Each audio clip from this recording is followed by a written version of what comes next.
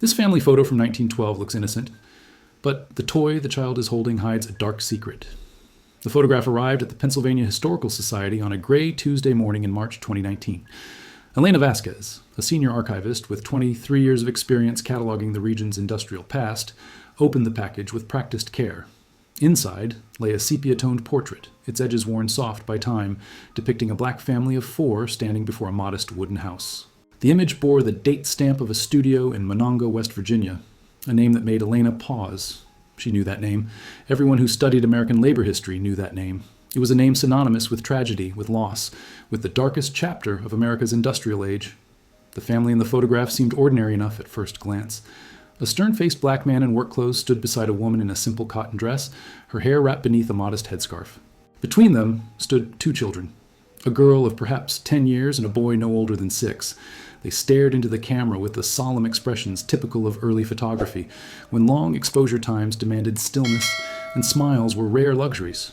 But something about the image nagged at Elena as she examined it under her desk lamp. Something she couldn't quite identify.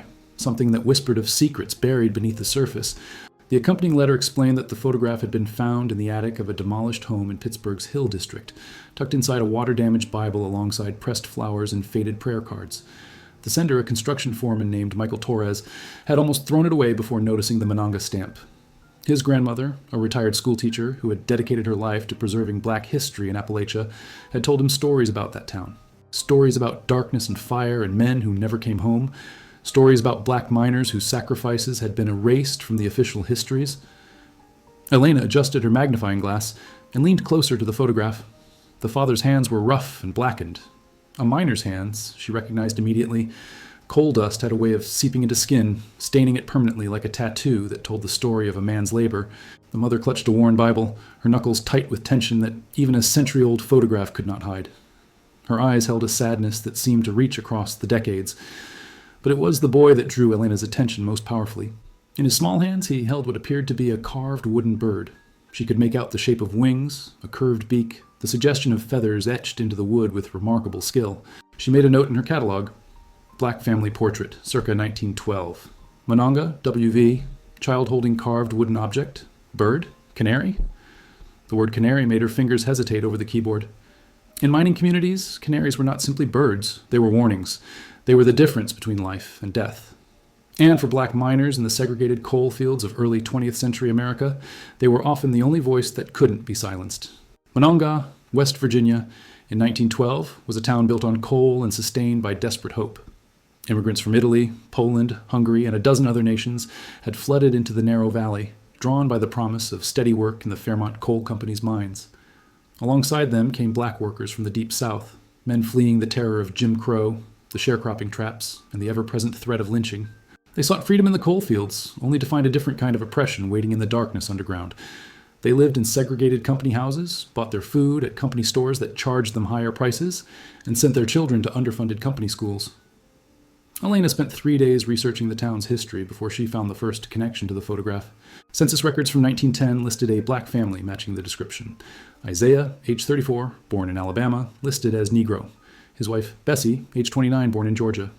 Their daughter, Ruby, age 8, and their son, Samuel Jr., age 4. Isaiah's occupation was listed as coal loader, one of the most dangerous jobs in the mines, and one disproportionately assigned to black workers. They were responsible for shoveling freshly blasted coal into carts while rock dust filled the air and methane gas seeped invisibly from the fractured walls. The more Elena learned about Isaiah, the more the photograph began to speak to her. He had been born in 1876 in rural Alabama, just 11 years after the end of slavery. His parents had been enslaved on a cotton plantation, freed by the Emancipation Proclamation, but trapped in poverty by the sharecropping system that replaced bondage with debt. Isaiah had fled north in 1901, part of the early wave of the Great Migration, seeking work and dignity in the industrial heartland. He had labored in steel mills, railroad yards, and finally the coal fields, where a strong back could earn enough to support a family regardless of skin color, or so the company recruiters promised. Elena found a company record that noted Isaiah's unexpected skill. Good worker, the foreman had written. Unusually educated for a colored man. Makes carvings in spare time. Other Negroes buy them. The notation, dripping with the casual racism of the era, confirmed what Elena had suspected about the wooden bird in the photograph. Isaiah had carved it himself, a canary, the symbol of every miner's daily gamble with death. But why would a father give such a morbid gift to his young son? The answer lay buried in the darkest chapter of American industrial history, and it was intertwined with the even darker history of race in America. The payroll records told a story that the official histories had deliberately forgotten. Isaiah's name appeared on the work schedule for December 6, 1907, the morning of the Manonga mining disaster, when an explosion killed 362 men in the deadliest mining accident in American history. He should have been inside mine number 6 when the blast ripped through the tunnels at 10:28 a.m. He should have been one of the bodies, many of them unidentifiable, some never recovered, buried in the mass graves that still mark the Manonga cemetery. But he wasn't. According to the records, Isaiah had been marked absent that day. The notation beside his name read simply, "Did not report. Troublemaker." Helena contacted the West Virginia Mine History Association, hoping to find more information. A retired mining engineer named Harold Patterson called her back 2 days later. His voice was gravelly with age, but his memory remained sharp as a pickaxe. His own grandfather, he explained, had worked as a foreman alongside black and immigrant miners in the Manonga tunnels. He remembered stories passed down through generations, stories about the days before the disaster, when strange and terrifying things had begun happening underground. Stories that had been dismissed, ignored, and ultimately buried alongside the dead. "The Canaries," Harold said, his voice dropping to a near whisper. "My grandfather said the Canaries started dying 3 days before the explosion, one after another in different sections of the mine. The company replaced them, but they kept dying. Some of the old-timers wanted to stop work, investigate the ventilation systems, but the company refused. Coal had to be loaded. Quotas had to be met. Christmas bonuses depended on production numbers. The dead canaries were written off as coincidence, as bad luck, as anything but what they really were. Desperate warnings from creatures that couldn't speak but tried to save human lives." Elena felt a chill run down her spine despite the warmth of her office. "And Isaiah, do you know why he wasn't at work that day?" Harold was quiet for a long moment, and when he spoke again, his voice carried the weight of a century of suppressed truth. "My grandfather told me about a black carver who tried to warn the others. He tracked the dead canaries, measured the air himself using methods he'd learned from an old Welsh miner. He carved wooden canaries and gave them to anyone who would listen, telling them to remember what the real birds were saying. Most men laughed at him. Some called him a superstitious fool. The foreman called him a troublemaker, trying to slow down production. But on the morning of December 6th, a handful of men stayed home. They trusted the black carver's warning when the company told them to ignore it." Helena couldn't stop thinking about the wooden canary. If Isaiah had carved it as a warning, as a symbol of the disaster he had survived, then perhaps it held more secrets than she had first imagined.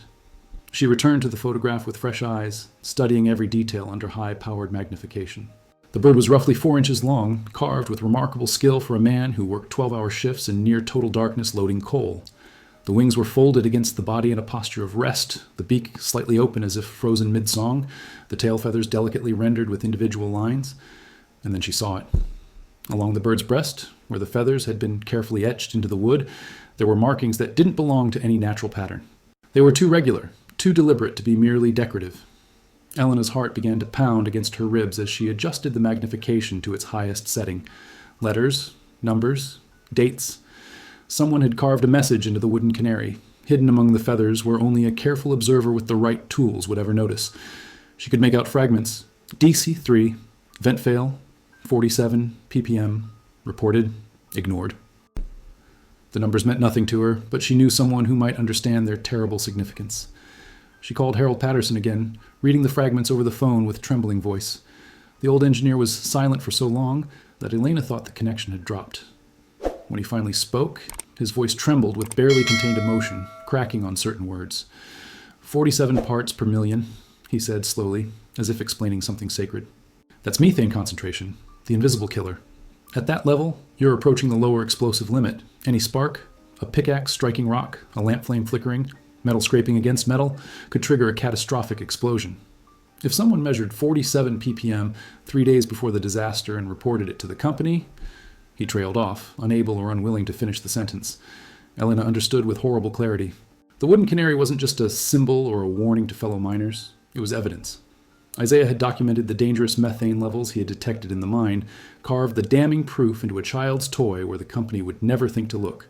He had tried to warn the other miners through official channels, tried to save their lives through proper procedure, and when the company ignored him, when they dismissed his concerns as the superstitions of an uneducated black laborer, he had preserved the truth in the only way available to a man whose voice didn't matter to those in power.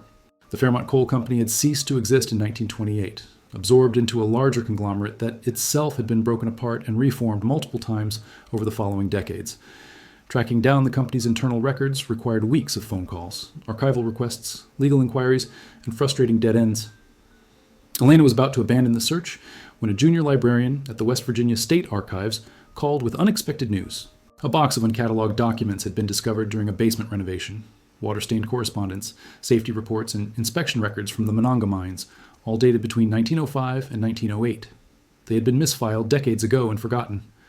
Elena drove to Charleston the next morning, arriving at the archives before they opened and waiting on the stone steps as the sun rose over the Capitol dome. The documents inside that box were fragile, their edges crumbling at the slightest touch, and their ink faded to a pale brown, but they remained legible to a trained eye, and what they contained made Elena's blood run cold in her veins. The safety reports from November 1907 documented a systematic pattern of negligence that went far beyond anything she had imagined in her worst professional nightmares. Ventilation fans had been reported as malfunctioning on November 28th. A foreman named William Garrett had written a memo warning that methane levels were dangerously elevated in several sections of mine number 6. On December 2nd, 3 canaries had died within a single hour, an unprecedented mortality rate that should have triggered immediate evacuation protocols.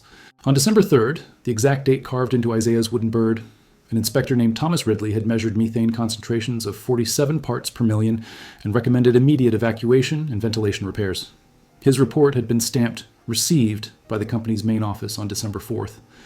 The explosion occurred on December 6th, 2 days after the company received the official warning from their own white inspector. But buried in the files, Elena found something even more damning. A complaint filed on December 1st by Isaiah, colored loader, Section 6. He had reported the dead canaries 5 days before the disaster, 2 days before the official inspection. His complaint had been marked, "No action, source unreliable." The company had dismissed his warning because of the color of his skin. Elena's hands shook as she photographed each document, tears blurring her vision. Elena knew she couldn't publish her findings without first contacting Isaiah's descendants, if any still survived after more than a century. The photograph had come from a demolished home in Pittsburgh's Hill District, the historic heart of black culture in western Pennsylvania, which suggested the family had eventually left Manonga. Using census records, immigration documents, church records, and genealogical databases, she began tracing the family's path through the tumultuous 20th century. Ruby, the daughter in the photograph, had married a steelworker named James in 1922 and moved to Pittsburgh, where she became a school teacher in the segregated public school system. She had marched for civil rights in the 1960s, taught 3 generations of black children to read, and died in 1989 at the age of 87. She had 4 children, 14 grandchildren, and a sprawling network of great-grandchildren scattered across Pennsylvania, Ohio, and Georgia. Samuel Jr., the boy holding the wooden canary, had taken a different and more difficult path.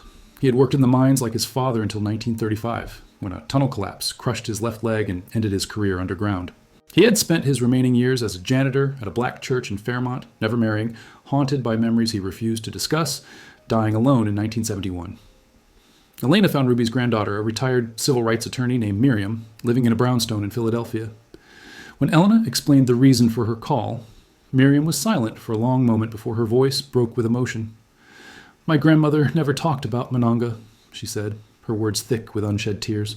She would get this haunted look in her eyes whenever anyone mentioned West Virginia, and she would change the subject immediately. We always knew something terrible had happened there, something connected to her father, but she took the secret to her grave. She said some truths were too heavy for children to carry. Miriam agreed to meet with Elena the following weekend. She brought a cardboard box filled with family documents, photographs, and keepsakes that had been passed down through generations like sacred relics. Among them was a letter written by Bessie, Isaiah's wife, in 1912, the same year as the photograph. It was addressed to her sister in Atlanta, and it told the story that the family had kept hidden for over a century, a story of courage dismissed and justice denied. The letter from Bessie revealed something that the official records had deliberately hidden. Isaiah hadn't just saved himself on December 6, 1907. He had convinced 7 other miners to stay home that morning, 7 men who would have died in the explosion if not for his persistent warnings. They were men who trusted Isaiah when the company called him a liar, men who chose to believe a black coal loader over white foremen in suits.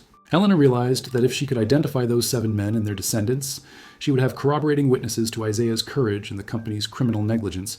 Harold Patterson proved invaluable in this search. His grandfather's journals, passed down through the family like heirlooms, contained names and fragments of stories from the old mining days. Cross-referencing these with census records and company payrolls, Elena identified 6 of the 7 survivors. Antonio from Sicily, Joseph from Poland, Dmitri from Ukraine, Patrick from Ireland, Samuel from Wales, and Giovanni from Naples. The seventh man, another black miner whose name had been recorded only as George Colored, remained lost to the deliberate erasures of history. Over the following months, Elena tracked down descendants of 5 of the 6 identified families. Each family had preserved its own version of the story, passed down through whispered conversations at kitchen tables, through bedtime stories and funeral eulogies, through half-remembered tales that grandchildren had always assumed were family legends. The details varied, the weather that December morning, the exact words Isaiah had spoken, but the core remained unshakable. A black carver had warned their ancestors about the danger. He had given them wooden canaries as tangible reminders of the risk. He had saved their lives when no one else would listen. Giovanni's great-grandson, a retired firefighter named Michael living in Chicago, still had his family's wooden canary. It was smaller than the one in the photograph, worn smooth by generations of reverent handling, but the same delicate craftsmanship was unmistakable. The same steady hand, the same artist's eye. And carved into its breast, hidden among the feathers like a secret prayer, were the same damning numbers. 47 ppm, DEC 3, ignored. Elena now had physical evidence from multiple sources. The company had known, their own inspector had confirmed what Isaiah reported, and 362 men had died because a black man's warning didn't matter to men who valued profit over lives. The town of Manonga in 2019 bore little resemblance to the bustling mining community of a century earlier.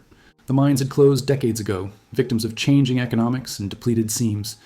The company houses had crumbled into vine-covered ruins, their foundations slowly returning to the earth. The population had dwindled from thousands to mere hundreds, mostly elderly residents, too rooted to leave and too poor to restore what time had taken. But the memorial to the disaster still stood in the town cemetery, a granite obelisk bearing the names of 362 men who had never come home. Elena noticed immediately that no black names appeared on the stone, though records showed at least 30 black miners had died in the explosion.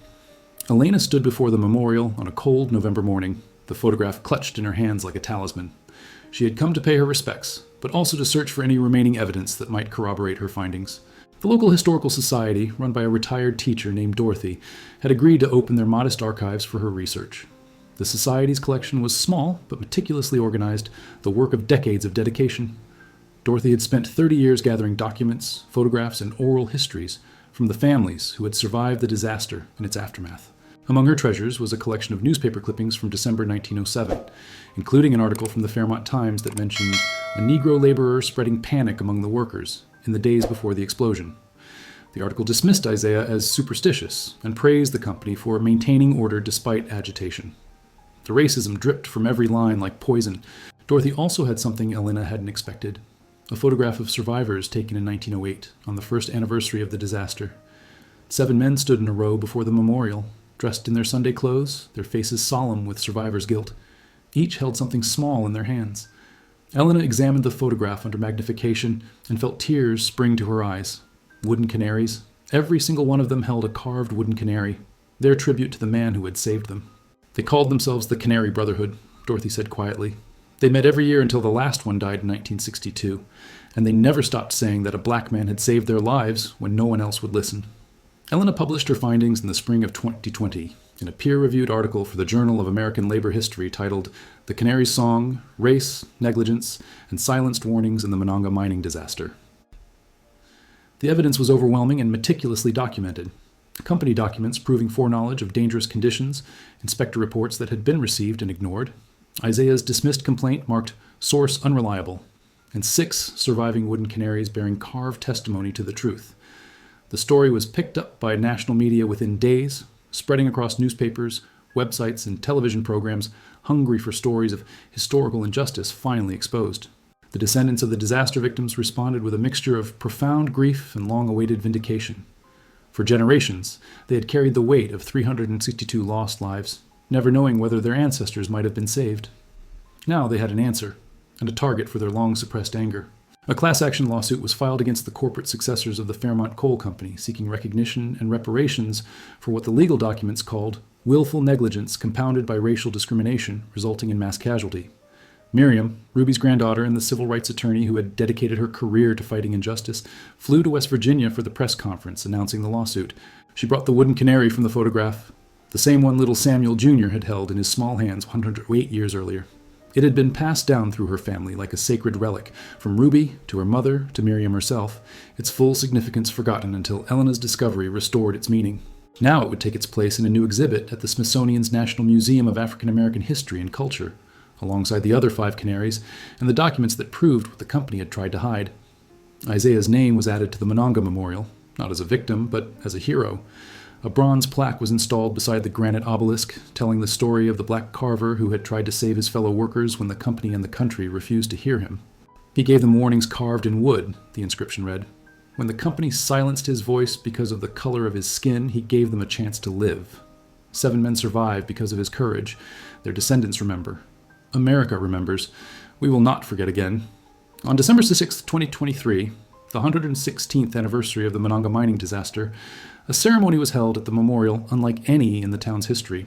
Descendants of the victims and survivors gathered from across the country, black and white families standing together for the first time to honor their shared history. Labor historians, journalists, civil rights activists, and local residents filled the small cemetery, their breath forming clouds in the cold December air. Elena Vasquez stood at the podium, the photograph that had started everything projected on a large screen behind her, Isaiah's family visible to all.